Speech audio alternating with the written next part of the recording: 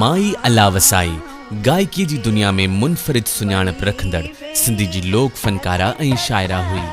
हुआ 1928 दारे सुजावल ज़िले जे ॻोठ मोटी जी मियाण में ॼाई।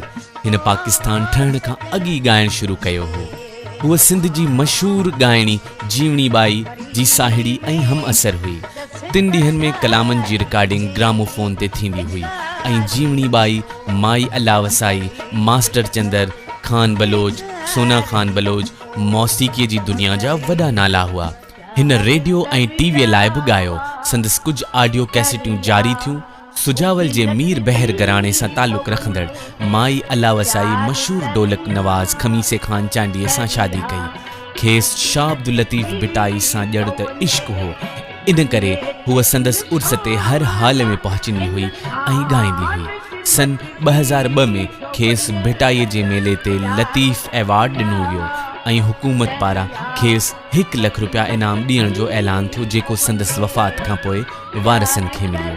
आख़िरी वक़्त में खेसि गले जो कैंसर थियो। तंहिं हूंदे बि बिटाईअ जे उर्स ते पहुती ऐं कलाम ॻाया। 29 अप्रैल सन 2003 मीरपुर बठोरे में वफ़ात कई। खेसि मेहर शाह कब्रिस्तान में दफ़न कयो वियो।